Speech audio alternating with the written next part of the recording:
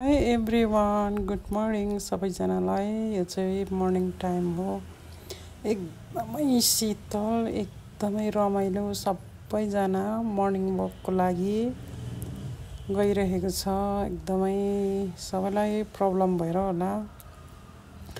सबैजना एकदमै राम्रो बनिएको छ। बागमती करिडोर चाहिँ एकदमै सफा, एकदमै राम्रो। ठाउँ मन्दिरहरू पनि बनाएको छ। बस्नुको लागि बेन्चहरू पनि छ। एकदमै क्लिन, एकदमै कुल, एकदमै राम्रो, रमाइलो।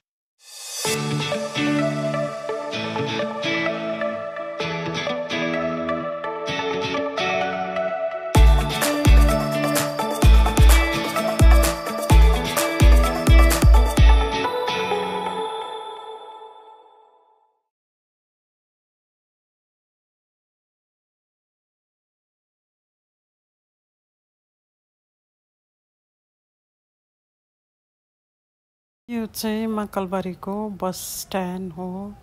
यहाँ चाहिँ माइक्रोहरू पनि पाइन्छ।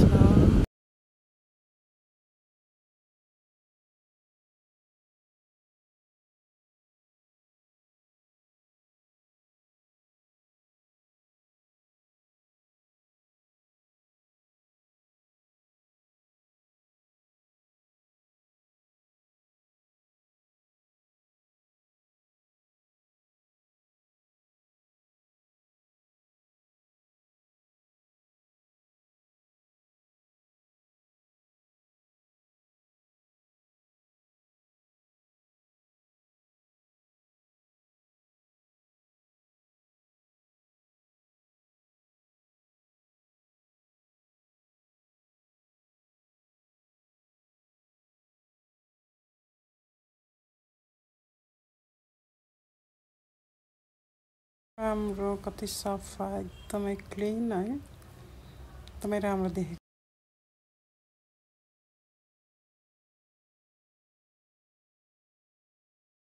म चाहिँ एक्लै हिँडिरहेको छु, सबै भिडियोहरू क्याप्चर गर्दै। यहाँ चाहिँ पिपलको पूजा गरिरहनु भएको छ। त्यस्तै शनिबार हो, सो त्यही भएर मैले पनि दुबो लगेर चाहिँ भोलिपल्टको भिडियो हो है। हामी चाहिँ यहाँनिर बागमतीको किनारमा त्यति खोला बढेको थिएन, त्यही भएर नानीलाई ल्याउनु गएको थियो।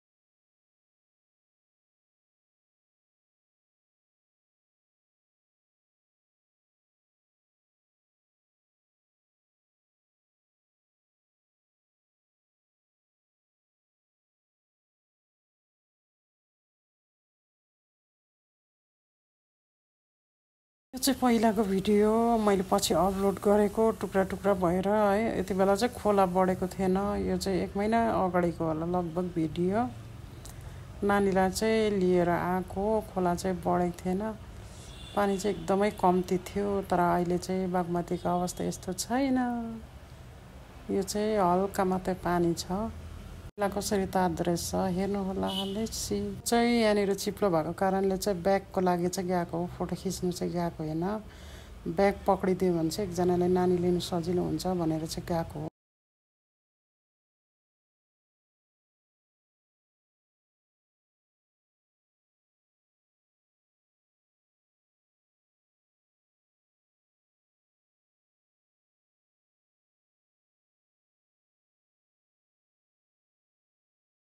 चाहिँ दार्जिलिङ जाने बस हो महालक्ष्मी नारायणटारमा भेटेर चाहिँ मैले अलिकति भिडियो क्याप्चर गरेको।